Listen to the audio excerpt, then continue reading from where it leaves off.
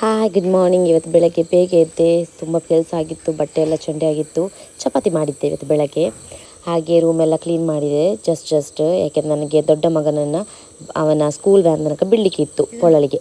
So ನಾನು ಬೆಳಗ್ಗೆ ಎದ್ದು ರೆಡಿಯಾಗಿ ಅವನನ್ನು ಕೂಡ ಬೇಗ ಬೇಗ ರೆಡಿ ಮಾಡಿಸಿ ನಾನೊಂದು ಅರ್ಜೆಂಟಲ್ಲಿ ಒಂದು ಚಪಾತಿ ತಿಂದೆ. ನಾನು ಮಾಡಿದೆ ಚಪಾತಿಯನ್ನು ಅರ್ಜೆಂಟಲ್ಲಿ ತಿಂದೆ, ಯಾಕೆಂದರೆ ನಾನು ಅವನನ್ನು ಬಿಡಲಿಕ್ಕೆ ಹೋಗಬೇಕಿತ್ತು. ಮೊದಲೆಲ್ಲ ಅವನು ಬೇರೆಯವರೊಟ್ಟಿಗೆ ಹೋಗ್ತಾ ಇದ್ದ, ಇಲ್ಲಿ ನೇಬರ್ ಅವನೊಟ್ಟಿಗೆ. ಈಗ ಅವನಿಗೆ ವ್ಯಾನ್ ಬೇಗ ಇದೆ, ಅದಕ್ಕೆ ನಾನೇ ಹೋಗಿ ಬಿಡಬೇಕು. ಸೊ ಅವನು ಕರಿತಾ ಇದ್ದೇನೆ. ಅವನಿಗೆ ಎಷ್ಟು ಒಂದು ಮೊಬ್ಬೆ ಹಿಡಿಬೇಕಾದ್ರೆ ಬೆಳಗ್ಗೆ ಎದ್ದು ಸಾಕಾಗ್ತದೆ. ಇದು ನಮ್ಮ ಪೊಳಲಿ ಪುಂಚಮೆ ವ್ಯೂ ಕಾಣ್ತಾ ಇರೋದು. ಬೆಳಗ್ಗೆ ತುಂಬ ಫ್ರೆಶ್ ಫೀಲ್ ಅನಿಸ್ತಾ ಇತ್ತು. ಬೆಳಗ್ಗೆ ಮಳೆ ಕೂಡ ಬಂದು ಹೋಗಿತ್ತು. ಹಾಗೆ ಇಲ್ಲಿಂದ ನಾನು ಅಲ್ಲಿ ಬಸ್ ಸ್ಟ್ಯಾಂಡ್ ತನಕ ಅವನನ್ನು ಬಿಡಬೇಕಿತ್ತು. ಸೊ ಅವನ ಬಸ್ಗೆ ಬಿಟ್ಟು ನಾನು ವಾಪಸ್ ಮನೆಗೆ ಹೋದೆ. ನಾನು ನನ್ನ ಮಗನ ಸ್ಕೂಲ್ಗೆ ಹೊರಟಿದ್ದೇನೆ. ಇವತ್ತು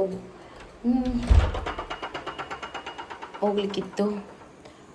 ಆಮೇಲೆ ಆಚೆ ಡೋರ್ ಹಾಕಿದೆ. ಓಕೆ, ಮರೆದು ಬಿಟ್ಟು ಅಪ್ಪ ಸುಸ್ತು ನನಗೆ ಮಲಗು ಅಂತ ಅನಿಸ್ತಾ ಇದೆ. ಆದರೆ ನನಗೆ ಆಧಾರ್ ಕಾರ್ಡ್ ಚೇಂಜ್ ಮಾಡಬೇಕು, ನಮ್ಮದು ತುಂಬ ಕೆಲಸ ಇದೆ, ಆಗಲ್ಲ. ಈ ವಿಷಯ ಏನಂದರೆ, ಇವತ್ತು ಒಂದು ಸರ್ಪ್ರೈಸ್ ಇದೆ. ಅದು ನನಗೆ ಕೊಟ್ಟಿರೋದೊಬ್ಬರು, ಅವರ ಹೆಸರು ಕೂಡ ಹೇಳ್ತೇನೆ, ವಿಷಯ ಕೂಡ ಹೇಳ್ತೇನೆ. ಏನಂತ, ಗಿಫ್ಟ್ ನನಗೆ ಅವರ ಸೈಡಿಂದ ಒಂದು ಗಿಫ್ಟ್ ಬಂದಿದೆ. ಅದು ಯಾರಂತ ಕೂಡ ಹೇಳ್ತೇನೆ. ಅಗೇನ್ ನಾನು ಈ ವ್ಲಾಗಲ್ಲಿ ಅವರ ವಿಷಯ ಹೇಳ್ತೇನೆ. Thank you so much. ಅವರ ಹೆಸರು ಉಷಾ ಬಂದುಬಿಟ್ಟು ಉಷಾ. ಅವ್ರು ಇನ್ಸ್ಟಾಗ್ರಾಮಲ್ಲಿ ಬೀಯಿಂಗ್ ಉಷಾ ಅಂತ ಇದ್ದಾರೆ. ಅವ್ರು ದುಬೈಯಲ್ಲಿ ಲ್ಯಾಬ್ ಟೆಕ್ನಿಷಿಯನ್ ಆಗಿ ವರ್ಕ್ ಮಾಡ್ತಾ ಇದ್ದಾರೆ. ಜಸ್ಟ್ ನನ್ನ ವ್ಲಾಗ್ ನೋಡ್ತಾ ಇದ್ರು. ಆವಾಗ ಅವರು ಹೇಳಿದರು, ನಿಮಗೆ ನಾನೊಂದು ಗಿಫ್ಟ್ ಕೊಡಬೇಕು ಅಂತ. ನಾನು ಏನೇನು ಕೇಳಿದ್ರು ಹೇಳಿಲ್ಲ, ಬಟ್ ಇದಕ್ಕಿಲ್ಲ ಅಂದರೆ ನನಗೆ ಹುಡುಗಿಯರಲ್ವಾ, ಅದಕ್ಕೆ ಅವ್ರ ಪರಿಚಯ ಇತ್ತು. ಅವರ ಬ್ಲಾಗ್ಗೆ ನಾನು ಕಮೆಂಟ್ ಕೊಡ್ತಾ ಇದ್ದೆ, ಬ್ಲಾಗಲ್ಲ ಇನ್ಸ್ಟಾ ರೀಲ್ಸ್ಗೆಲ್ಲ. ಅವ್ರು ನನ್ನ ರೀಲ್ಸ್ಗೆ ಕೂಡ ಕಮೆಂಟ್ಸ್ ಕೊಡ್ತಾಯಿದ್ರು. ಸೊ ನಾವು ಕೆಲವು ಸರ್ತಿ ಮಾತಾಡಿದ್ವಿ. ಸೊ ಅವರ ಪರಿಚಯ ಲೈಟ್ ಆಗಿತ್ತಲ್ವಾ. ಹಾಗೆ ಅವರು ನನಗೆ ವ್ಲಾಗ್ಗೋಸ್ಕರ, ನೀವು ವ್ಲಾಗ್ ಮಾಡಿ, ಒಳ್ಳೆ ವ್ಲಾಗ್ ಮಾಡಿ ಅಂತ, ಅದಕ್ಕೋಸ್ಕರ ಅವರು ನನಗೆ ಮೈಕ್ ಆರ್ಡರ್ ಕೊಟ್ಟು ಕಳಿಸಿದ್ದಾರೆ. Thank you so much Usha, thank you so much. ಒಂದೇ ಒಂದು ಸ್ವಾರ್ಥ ಇಲ್ಲದೆ, ಯಾವುದೇ ಒಂದು ಎಕ್ಸ್ಪೆಕ್ಟೇಷನ್ಸ್ ಇಲ್ಲದೆ ಒಂದು ಗಿಫ್ಟ್ ಕೊಟ್ಟಿದ್ದೀರಾ ನೀವು. ಆ್ಯಕ್ಚುಲಿ ನಿಮಗೂ ಒಳ್ಳೆಯದಾಗಬೇಕು. ಫಸ್ಟ್ ಟೈಮ್ ನನಗೆ ಕೇಳದೆ ಒಂದು ಗಿಫ್ಟ್ ಕೊಟ್ಟಿದ್ದಾರೆ ಅಂತ ಹೇಳಿದರೆ thank you so much. Again ನಾನು ಆ ಮೈಕನ್ನು ಅನ್ಬಾಕ್ಸಿಂಗ್ ಮಾಡ್ತೇನೆ. ನನ್ನ ಅಮ್ಮನ ಮನೆಗೆ ಬಂದಿದೆ ಅದು, ಯಾಕೆಂದರೆ ಇಲ್ಲಿ ಅಡ್ರೆಸ್ ನಾನು ಕೊಡಲ್ಲ. ಇಲ್ಲಿ ತುಂಬ ಲಾಂಗ್ ಆಗ್ತದೆ ಅವರಿಗೆ, ನನಗೆ ಇಲ್ಲಿ ಕಂಫರ್ಟೇಬಲ್ ಇಲ್ಲ. ನನ್ನ ಎಲ್ಲ ಇದಕ್ಕೆ ನನ್ನ ಅಮ್ಮನ ಮನೆಯದು ಅಡ್ರೆಸ್ ಕೊಟ್ಟದ್ದು ನಾನು. ಸೊ ಅಲ್ಲಿ ಅವರಿಗೆ ಕೂಡ ನಾನು ಅಲ್ಲಿದ್ದೆ ಅಡ್ರೆಸ್ ಕೊಟ್ಟಿದ್ದೇನೆ. ಸೊ ಅದನ್ನು ಅನ್ಬಾಕ್ಸಿಂಗ್ ಮಾಡ್ತೇನೆ, ವಿಡಿಯೋದಲ್ಲೇ ತೋರಿಸ್ತೇನೆ. Thank you so much. ಹೀಗೆ ಮಳೆಗಾಲವಾ ಅಥವಾ ಅರೆಗಾಲ ಬರ್ಸಕ್ಕಿಂಗೆ ಮನ್ಪು ಬೇಸಿಗೆ ಕಾಲವಾ ಅಂತ ಗೊತ್ತಾಗಲ್ಲ. ಅದು ನಾನು ಯೋಚನೆ ಮಾಡಿತ್ತು, ತುಳುವಲ್ಲಿ ಕನ್ನಡದಲ್ಲಿ ಎಂತ ಹೇಳೋದು ಅಂತ. ಗ್ಯಾಪ್ ಇದೆ ಅಲ್ಲ ತುಂಬ ಕನ್ನಡ ಮಾತಾಡದೆ. ಅದಕ್ಕೆ ವಿಷಯ ಏನು ಗೊತ್ತಾ, ಈಗ ನಾವು ಲೇಡೀಸ್ ಡ್ರೈವಿಂಗ್ ಮಾಡ್ತಾ ಇರ್ತೇವಲ್ಲ, ಆವಾಗ ತುಂಬ ಗಂಡಸರು ಎಲ್ಲ ಹೀಗೆಲ್ಲ ಮಾಡ್ಕೊಂಡು ಹೋಗ್ತಾರೆ. ತಲೆ ಹೊಡೆದೆ ಎಲ್ಲ ಅವರಿಗೆ ಟೆನ್ಷನ್ ಆಗೋದು, ಅಂದರೆ ಸ್ಲೋ ಹೋಗೋದಲ್ಲ ಅವರಿಗೆ. ಗಂಡಸರಿಗೆಲ್ಲ ಸ್ಪೀಡ್ ಹೋಗಬೇಕಲ್ಲ, ಅದು ನಾವು ಸ್ಲೋ ಹೋಗುವಾಗ ಅವರಿಗೆ ಇರಿಟೇಟ್ ಆಗ್ತದೆ. ಅದಕ್ಕೆ ಅವರೆಲ್ಲ ಹಾಗೆಲ್ಲ ಮಾಡ್ಕೊಂಡು ಹೋಗೋದು, ಆ್ಯಕ್ಷನ್ ಎಲ್ಲ. ಮತ್ತು ಕೆಲವರು ಹಾರ್ನ್ ಎಷ್ಟು ಸಿಟ್ಟು ಬರ್ತದೆ ಅಂತ ಹೇಳಿದರೆ, ನಾವುಂಟಲ್ಲ 4 ಗ್ಲಾಸ್ ಹಾಕಿ ಬೈತಾ ಇರ್ತೇವೆ, ಸಾರಿ ಬೈತಾ ಇರ್ತೇವೆ. ಗ್ಲಾಸ್ ಓಪನ್ ಇರ್ತಿಲ್ಲ ಮಾತ್ರ, ಆದರೆ ನಮಗೆ ಮನಸ್ಸಿಗೆ ಒಂದು ಸಮಾಧಾನ ಆಗ್ತದೆ, ಬೈದ್ವಿ ಅಲ್ಲ ಅಂತ ಅಷ್ಟೇ. ಮತ್ತೆಂತ ಕಿರಿಕಿರಿ ಮಾಡೋದು. ಹೆಚ್ಚು ಆಕ್ಸಿಡೆಂಟ್ ಎಲ್ಲ ಮಾಡೋದು ಗಂಡಸರೇ, ಹೆಂಗಸರು ಕಡಿಮೆ ಆಕ್ಸಿಡೆಂಟ್ ಎಲ್ಲ ಮಾಡೋದು.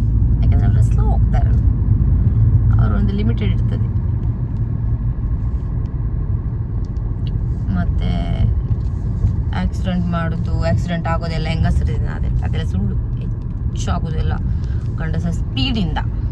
ಅವಸರವೇ ಅಪಾಯ ಹೇಳ್ತೇವಲ್ಲ, ಸ್ಪೀಡ್.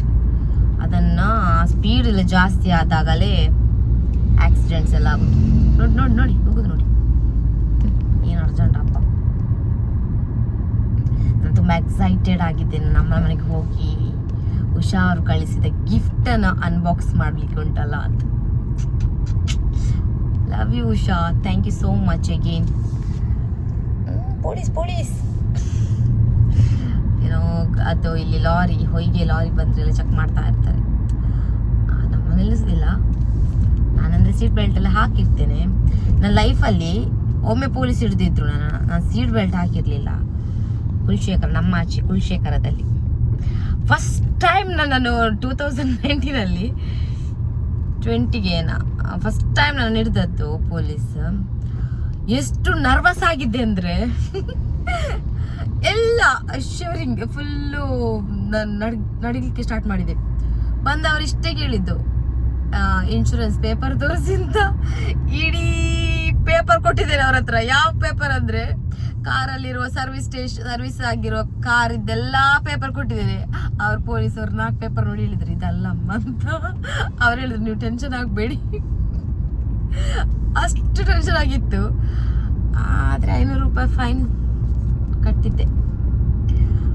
ಕಟ್ಟಿ ಹೋದೆ. ಆದ ನಂತರ ನಾನು ಸೀಟ್ ಬೆಲ್ಟ್ ಮಾತ್ರ ಕರೆಕ್ಟ್ ಹಾಕ್ತೇನೆ. ಎಲ್ಲ ನಿಲ್ಲಿಸಿದ್ರೆ ಮಾತ್ರ ಸೀಟ್ ಬೆಲ್ಟ್ ಹಾಕೋದಿಲ್ಲ. ಮತ್ತೆ ಉಳಿದ ಕಡೆ ಎಲ್ಲ ನಾನು ಸೀಟ್ ಬೆಲ್ಟನ್ನು ಹಾಕ್ತೇನೆ.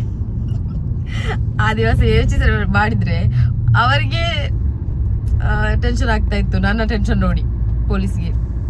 ಅವ್ರು ಲಾಸ್ಟ್ ಹೇಳಿದ್ರು ನೀವು ಟೆನ್ಷನ್ ಮಾಡಬೇಡಿ. ನಾನು ಹೇಳಿದೆ ಗೊತ್ತಿಲ್ಲ ಸರ್ ಅದು ಎಲ್ಲಿ ಉಂಟಂತ. ಅದು ಇತ್ತು ಅಲ್ಲೇ ಎನ್ವಲಪ್, ಒಂದು 10-15 ಎನ್ವಲಪ್ ಇತ್ತು. ಒಂದೆರಡು ನಮ್ಮದು ಹೊಗೆ ಚೆಕ್ ಮಾಡ್ತೇವೆ ಅಲ್ವಾ, ಎಮಿಷನ್ ಟೆಸ್ಟ್ ಇದ್ದು ಅದರದಿತ್ತು. ಅದು ಕೂಡ ಇದ್ದದ್ದು ಹೇಳ್ತೇನೆ. 2019 ಇತ್ತು, 2020 ಇತ್ತು. ಅಂದರೆ ಎಲ್ಲ ಒಟ್ಟಿಗೆ ಇಟ್ಟಿರೋದು. ಅದನ್ನು ಸಪ್ರೇಟ್ ಇಡಬೇಕು. ಅದು ಮೇಯ್ನ್ ಡಾಕ್ಯುಮೆಂಟ್ ಅದೆಲ್ಲ ಎಲ್ಲ ಒಮ್ಮೆಲೆ ಕಸದಾಗಿ ಎಲ್ಲ ಡ್ಯಾಶ್ ಬೋರ್ಡಲ್ಲಿ ಇತ್ತು. ಅದಕ್ಕೆ ನಾನು ಗಾಡಿ ಸರ್ವಿಸ್ ಇಟ್ಟಾಗ ಅಲ್ಲಿ ಒಂದು ಎನ್ವಲಪ್ಪಲ್ಲಿ ಕೊಡ್ತಾರೆ, ಏನೆಲ್ಲ ಸರ್ವಿಸ್ ಆಗಿತ್ತು, ಎಷ್ಟೆಲ್ಲ ಬಿಲ್ ಆಗಿತ್ತು, ಯಾವುದಕ್ಕೆ ಬಿಲ್ ಹಾಕಿದ್ದಾರೆ ಅಂಥದ್ದನ್ನು ಎನ್ವಲಪ್ಪಲ್ಲಿ ಹಾಕಿ ಕೊಡ್ತಾರಲ್ಲ. ಹಾಗೆ ಇನ್ಶೂರೆನ್ಸ್ ಪೇಪರ್ ಕೂಡ ಎನ್ವಲಪ್ಪಲ್ಲಿ ಇತ್ತು. ಈ ಇನ್ಶೂರೆನ್ಸ್ ಪೇಪರ್ ಮತ್ತೆ ಇನ್ಶೂರೆನ್ಸ್ ಪೇಪರ್ ಮತ್ತೆ ಗಾಡಿದ್ದು ಸರ್ವಿಸ್ ಆದ ಪೇಪರ್ ಒಂದೇ ತರ ಎನ್ವಲಪ್ ಅಲ್ಲ, ಒಟ್ಟಿಗೆ ಇತ್ತು. ಎಲ್ಲ ಅವನಿಗೆ ಪೊಲೀಸಿಗೆ ಕೊಟ್ಟದ್ದೆಲ್ಲ ನಾನು ಸರ್ವಿಸ್ ಮಾಡಿದ ಪೇಪರ್. ಆ ದಿವಸ ಎನಿಸುವಾಗ ಈಗ ನೆಗಡಿಗೆ ಬರ್ತದೆ. ಅದ ನಂತರ ನಾನು ಸೀಟ್ ಬೆಲ್ಟ್ ಹಾಕ್ತೇನೆ.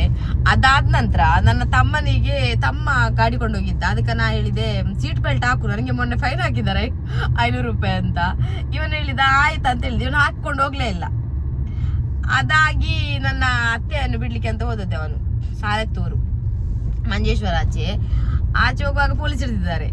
ಅಲ್ಲಿ ಅವನ 500 ರೂಪಾಯಿ ಕಟ್ಟಿದ್ದಾನೆ. ಫೋನ್ ಮಾಡಿ ನಾ ಹೇಳಿದೆ ಅವ್ರಿಗೆ, ಹೋಗುವಾಗಲೇ ಹೇಳಿದೆ ಅವ್ರಿಗೆ 500 ರೂಪಾಯಿ ಕೊಡೋದಕ್ಕಿಂತ ಏನದು ತಿಂದು ಮುಗಿಸಿದ್ರೆ ಅದು ಸಹ ತೃಪ್ತಿ ಇರ್ತದೆ ನಮ್ಗೆ. ತಿಂದ್ವಿ ಅಲ್ಲ ಅಂತ ಹಣದಿಂದ ಅವ್ರಿಗೆ ಕೊಟ್ವಿ ಅಲ್ಲ ಅಂತ ಬೇಸರ ಆಗ್ತದೆ. ಧರ್ಮಕ್ಕೆ ಹೋದದಲ್ಲ ಅದು ಹಣ ಅಂತ. ಅದಕ್ಕೆ ನಾನು ಹೇಳಿದೆ ನೀನು ಹಾಕು ಸೀಟ್ ಬೆಲ್ಟ್ ಅಂತ. ಅದಕ್ಕೆ ಅವನು ಫೋನ್ ಮಾಡಿ ಹೇಳುದು ಪೌಂಡ್ ಇವಾಗ 500 ರೂಪಾಯಿ ಪೊಲೀಸ್ ಪತ್ತಿ ಇರುತ್ತೆ. ಅವನಿಗೆ ಅಷ್ಟು ಹೇಳಿದೆ ನಾನು, ನೀನು ಬೆಲ್ಟ್ ಹಾಕೊಂಡು ಹೋಗು ಅಂತ. ಹಿಡಿದ್ರೆ ಹೋಯ್ತು 500 ರೂಪಾಯಿ ತಿನ್ನು ಅದಕ್ಕಿಂತ ಅದರ ಹಣದಲ್ಲಿ ಅಂತ. ಆದರೆ ಅವತ್ತು ಹಾಕ್ಲಿಲ್ಲ. ಅವನಿಗೆ ಕೂಡ ಅವತ್ತೇ ಫೈನ್ ಸಿಕ್ಕಿತ್ತು.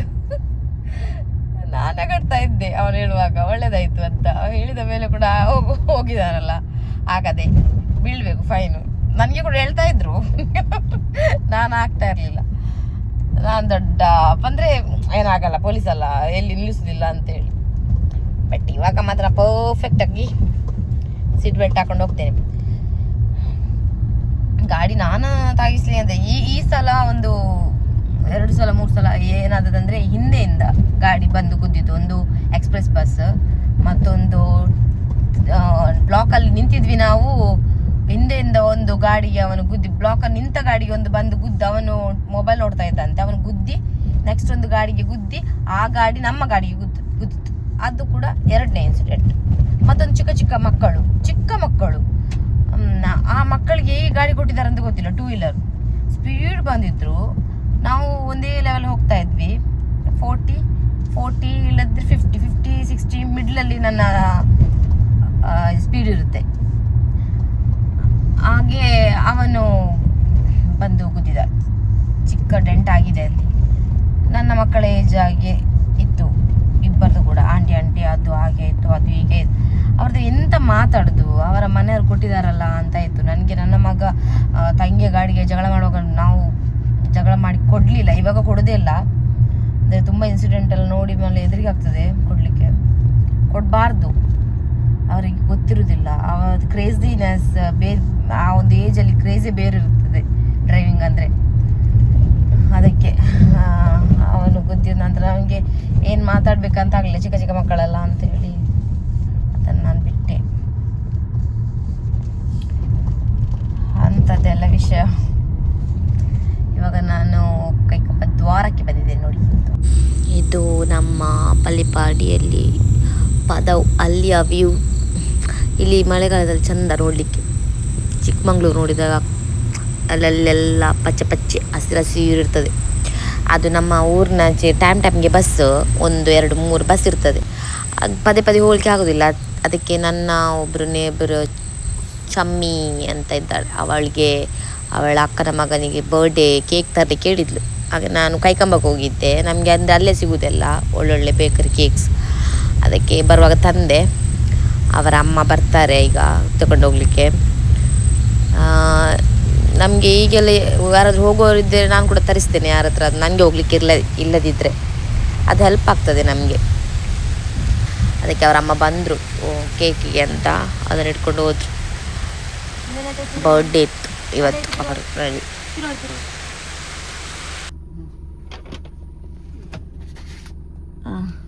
ಬರ್ಪ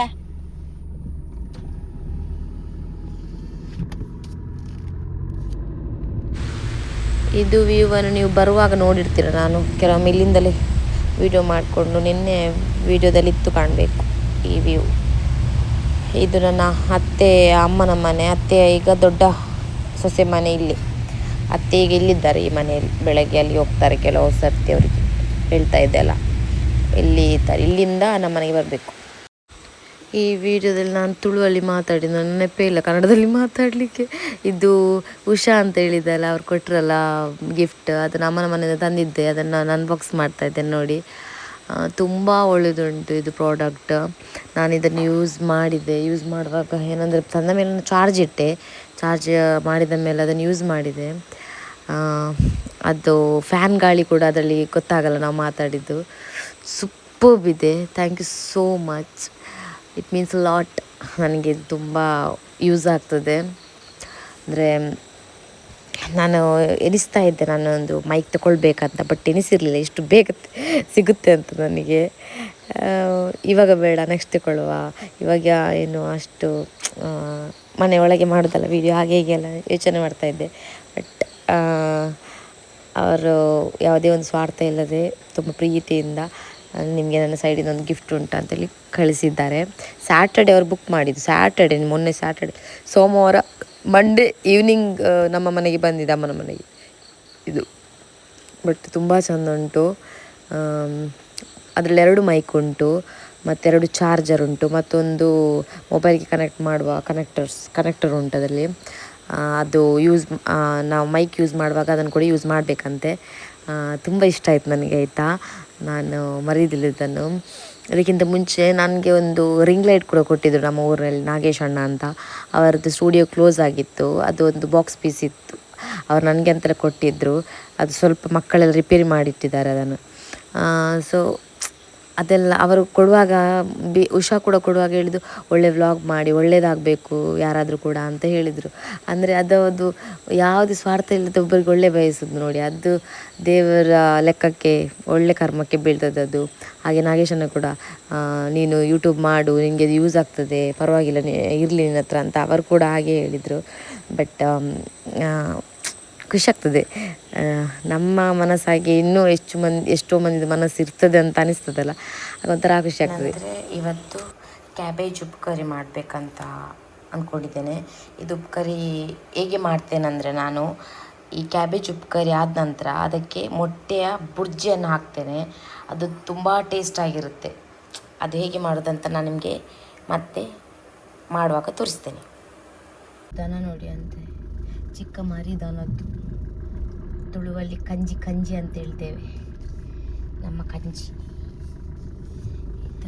ಇದು ಹೊರಟೆ ನನ್ನ ದೊಡ್ಡ ಮಗನನ್ನು ಕರ್ಕೊಂಡು ಬರಲಿಕ್ಕೆ. ಇಲ್ಲಿ ನಮ್ಮ ಊರಿದ್ದು ಕಾಡು ನೋಡಿ ಆಯಿತಾ ಹೇಗೆ ಉಂಟು ಅಂತ. ನನಗೆ ಬರುವಾಗ ಹೋಗ್ಲಿಕ್ಕೆ ನೋಡಲಿಕ್ಕೆ ಸಿಗುದಿದ್ವಿ, ಪಚ್ಚಿ ಗುಡ್ಡೆ ಮನೆಯದು ಗುಡ್ಡೆ ಕಾಣಿಸ್ತಾ ಇದೆಯಾ?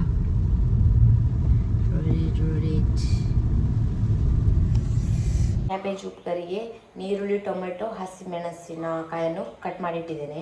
ಇವಾಗ ಎಣ್ಣೆ ಹಾಕ್ತೇನೆ. ಆಮೇಲೆ ಅದಕ್ಕೆ ಯೆಲ್ಲೋ ಪೌಡರ್ ಮತ್ತು ಉಪ್ಪು ಹಾಕ್ತೇನೆ. ಬಾಣಲೆಗೆ ಎಣ್ಣೆ ಹಾಕ್ತೇನೆ. ನನಗೆ ತೋರಿಸಲಿಕ್ಕೆಲ್ಲ ಆಗೋದಿಲ್ಲ, ಕಷ್ಟ ಆಗ್ತದೆ. ಕ್ಯಾಮರಾ ಎಲ್ಲ ಇಡಲಿಕ್ಕೆ ಮತ್ತು ಅದಕ್ಕೆಲ್ಲ ಅಂಥದ್ದೆಲ್ಲ ಎಕ್ವಿಪ್ಮೆಂಟ್ಸ್ ಎಲ್ಲ ಬೇಕು. ಇವಾಗ ನಾನು ಎಣ್ಣೆಗೆ ಉಂಟಲ್ಲ ಈ ಹಳದಿ ಪೌಡರ್ ಹಾಕ್ತೇನೆ. ಇದು ನಮ್ಮ ಹಳದಿ ಪೌಡರ್ ಡಬ್ಬಿ. ಇದು ಹಳದಿ ಪೌಡರ್ ಹಾಕಿ ಈ ಡಬ್ಬಿ ಹಳದಿಯಾಗಿ ಹೋಗಿದೆ. ನಾನಿನ್ನು ಚೇಂಜ್ ಮಾಡಬೇಕಂತ ಅಂದ್ಕೊಂಡಿದ್ದೇನೆ, ಬಟ್ ಚೇಂಜ್ ಮಾಡಬೇಕು ನಾವು. ಈಗ ನಾನು ಯೆಲ್ಲೋ ಪೌಡರ್ ಹಾಕಿದೆ.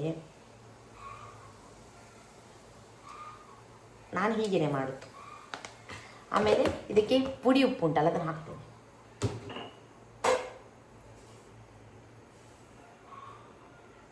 ಪುಡಿ ಉಪ್ಪು ಮುಗಿತಾ ಬಂತು. ಈಗ ನಾನು ಪುಡಿ ಉಪ್ಪು ಹಾಕ್ತೇನೆ. ಅದು ಸೌಂಡ್ ಹಾಕ್ತೀನಿ, ಚೊಕ್ ಅಂತಾರೆ, ಚೊಕ್ ಹಾಕ್ತೇನೆ. ಇವಾಗ ಉಂಟಲ್ಲ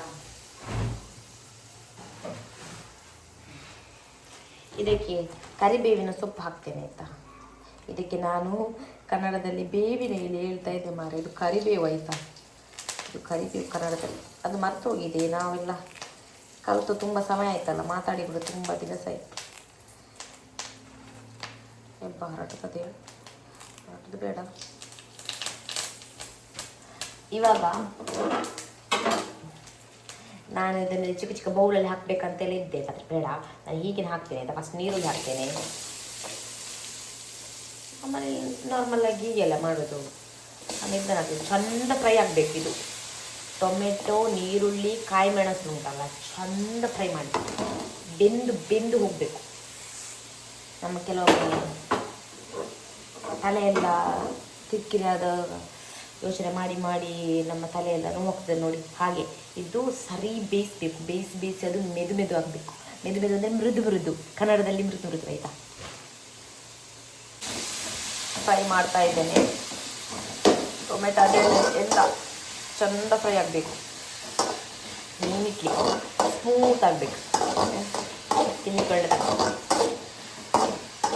ಇವಾಗ ನಾನು ಇದು ಚಂದ ಬೆಂದ ನಂತರ ನಾನು ಇದಕ್ಕೆ ಕ್ಯಾಬೇಜ್ ಹಾಕ್ತೇನೆ. ಕ್ಯಾಬೇಜ್ ಬೆಂದಿರ್ತದಲ್ಲ, ಅದು ಬೇಯ್ತದಲ್ಲ, ಅದು ಚಂದ ಬೇಯ್ತದೆ. ಆದ ನಂತರ ನಾವು ಇದು ಎಗ್ ಬುರ್ಜಿ ಮಾಡೋದು, ಸಪ್ರೇಟ್ ಎಗ್ ಬುರ್ಜಿ ಮಾಡೋದು. ಅದಕ್ಕೆ ನಾನು ಇಂಥ ಬಾಣಲೆ ತಗೊಂಡಿದ್ದೇನೆ ಚಿಕ್ಕದು. ಇದರಲ್ಲಿ ಎಗ್ ಬುರ್ಜಿನ ಸಪ್ರೇಟ್ ಮಾಡಿ ಆಮೇಲೆ ಅದಕ್ಕೆಲ್ಲ ಹಾಕೋದು, ಅರ್ಥ ಆಯ್ತಲ್ಲ.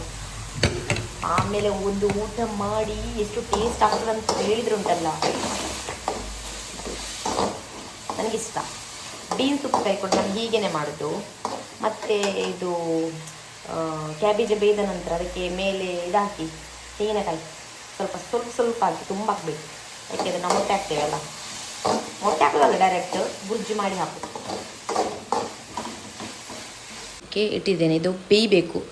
ಉಪ್ಪು ಹಾಕಿ ಎಲ್ಲ ಹಾಕಿ ಇದು ಒಗ್ಗರಣೆ ಎಲ್ಲ ಹಾಕಿ ನಾನು ಇದನ್ನು ಬೇಯಲಿಕ್ಕೆ ಇಟ್ಟಿದ್ದೇನೆ. ಇದಕ್ಕೆ ಸ್ವಲ್ಪ ಹೊತ್ತಾದಮೇಲೆ ನಾನು ತೆಂಗಿನ ತುರಿಯನ್ನು ಹಾಕ್ತೇನೆ. ಇದಕ್ಕೆ ಇದು ಅರ್ಧ ಬೆಂದಿದೆ. ಇದಕ್ಕೆ ನಾನು ತೆಂಗಿನ ತುರಿಯನ್ನು ಹಾಕ್ತೇನೆ. ಇದು ನಾನು ಅರ್ಧ ಗೆರಟೆ ಉಂಟಲ್ಲ ತೆಂಗಿನಕಾಯಿದು, ಅದನ್ನು ನಾನು ಮೊದಲೇ ತೆಗೆದೆಲ್ಲ ಇಂಥ ಡಬ್ಬದೆಲ್ಲ ಹಾಕಿರ್ತೇನೆ. ಇದು ನನಗೆ 2 ಪದಾರ್ಥಕ್ಕೆ ಯೂಸ್ ಆಗ್ತದೆ, 2 ಇಲ್ಲದೆ 3. ಬಟ್ ಇದು ಮಾತ್ರ ಇವತ್ತು ನಾನು ಮಾಡಿದ್ದೇನೆ. ನಾಳೆ ಬೆಳಗ್ಗೆ ನನಗೆ ತೆಂಗಿನ ಹಾಲಲ್ಲಿ ಉಂಟಲ್ಲ, ನಮಗೆ ಇದುಂಟು ಆಟಿದ ಅಮಾವಾಸ್ಯೆ, ಅಂದರೆ ಅದು ನಮ್ಮ ಆಚೆ ಎಲ್ಲ ಹಬ್ಬ. ಕೈ ಇರ್ತದೆ, ಅದು ಕೈ ಇರ್ತದೆ ಮದ್ದು, ಅದನ್ನು ನಾವು ಕುಡಿಲಿಕ್ಕೆ, ಆಮೇಲೆ ಮೆತ್ತೆ ಗಂಜಿ ತಿನ್ನಲಿಕ್ಕೆ. ಮೆತ್ತೆ ಗಂಜಿಗೆ ಇದರ ಹಾಲು ಹಾಕಬೇಕು ತೆಂಗಿನ ತುರಿದು. ಅದಕ್ಕೆ ನಾಳೆ ಅದಕ್ಕೆ ಯೂಸ್ ಆಗ್ತದೆ ಇದು. ಮತ್ತು ಅದು ಮುಗೀತದೆ ನನಗೆ ಪುನಃ. ಅದು ನಮ್ಮ ಆಚೆ ಹಬ್ಬ ಇನ್ನು ಅದೊಂದು ಹಬ್ಬ ಸ್ಟಾರ್ಟ್ ಆಗ್ತದೆ. ಇದಾದ ಮೇಲೆ ನಾಗರ ಪಂಚಮಿ ಬರ್ತದೆ, ಅದಕ್ಕೆ ಕೂಡ ಗಮ್ಮತ್ತುಂಟು. ಆಮೇಲೆ ಅಷ್ಟಮಿ, ಆಮೇಲೆ ಚೌತಿ, ಹೀಗೆ ಒಂದು ಹಬ್ಬ. ಚಿಕ್ಕ ಇರುವಾಗ ನನಗೆ ಇಷ್ಟ ಇದ್ದದ್ದು ಚೌತಿ, ಅಷ್ಟಮಿ ಅದೆಲ್ಲ ಇಷ್ಟ ಇತ್ತು. ಯಾಕೆಂದರೆ ಹೊಸ ಬಟ್ಟೆ ಎಲ್ಲ ಹಾಕ್ಲಿಕ್ಕಿತ್ತು. ನನ್ನ ಅಜ್ಜ ನನಗೆ ಹೊಲಿತಾ ಇದ್ದರು, ಅವರು ಟೈಲರೇ. ಹಾಗೆ ಆವಾಗ ಒಳ್ಳೊಳ್ಳೆ ಬಟ್ಟೆ ಎಲ್ಲ ಹಾಕ್ತಾಯಿದ್ವಿ. ಈಗ ದೊಡ್ಡದ ಮೇಲೆ ಇಷ್ಟ ಅಂತ ಇರೋದೊಂದು ಹಬ್ಬ, ಕುದ್ರೋಳಿಯಲ್ಲಿ ದಸರಾ ಇರ್ತದಲ್ಲ, ಆ ಹಬ್ಬ ತುಂಬ ಇಷ್ಟ ಆಗುತ್ತೆ. ಅದೊಂದೇ ತುಂಬ ಎಂಜಾಯ್ ಮಾಡೋದು ನಾವು. ಮಂಗಳೂರಿಗೆ ಹೋಗ್ತೇವೆ ನಾವು ಆವಾಗ. ಅಲ್ಲಿ ತುಂಬ ಗ್ರ್ಯಾಂಡ್ ಇರ್ತದೆ ಕುದ್ರೋಳಿಯಲ್ಲಿ. ಬಾಕಿದ ಹಬ್ಬದಲ್ಲಿ ನಾರ್ಮಲ್ ಆಗಿ ಎಲ್ಲರೂ ಮನೆಯಲ್ಲಿ ತಿಂಡಿ ಮಾಡೋದು, ಮತ್ತು ಏನಾದರೂ ತಿನ್ನಲಿಕ್ಕಿರೋದು ಅಂಥದ್ದೇ. ಅದು ಬಿಟ್ಟರೆ ಬೇರೆ ಏನಿಲ್ಲ ಸ್ಪೆಷಲ್ ಅಂತ ಹಬ್ಬದಲ್ಲಿ. ನಾನು ಎಗ್ ಬುರ್ಜಿ ಮಾಡಿದ್ದೇನೆ. ಅದಕ್ಕೆ ನಾನೊಂದಲ್ಲ ಈ ಎಗ್ ಮಸಾಲ ಹಾಕಿ ಬುರ್ಜಿ ಮಾಡಿರೋದು. ಈ ಎಗ್ ಮಸಾಲ ಹಾಕಿ ಸ್ವಲ್ಪ ಉಪ್ಪು ಕಡಿಮೆ ಆಗಿದೆ, ನನಗೆ ಉಪ್ಪು ಹಾಕ್ತೇನೆ. ನನ್ನದೊಂದು ಮಿಸ್ಟೇಕ್ ಆಯಿತು. ಏನು ಗೊತ್ತಾ, ನೀವು ಯಾವತ್ತಂತ ಮಿಸ್ಟೇಕ್ ಮಾಡಬೇಡಿ ಹೇಳ್ತೇನೆ. ಕಾಣ್ತಾ ಇದೆ ಅಲ್ಲ, ಇದಿಷ್ಟು ವೇಸ್ಟ್ ಬಿಸಾಡಲಿಕ್ಕೆ. 3 ಮೊಟ್ಟೆ ಹಾಕಿದೆ ಇದಕ್ಕೆ ಬುರ್ಜಿ ಮಾಡಲಿಕ್ಕೆ ಇರುವಾಗ.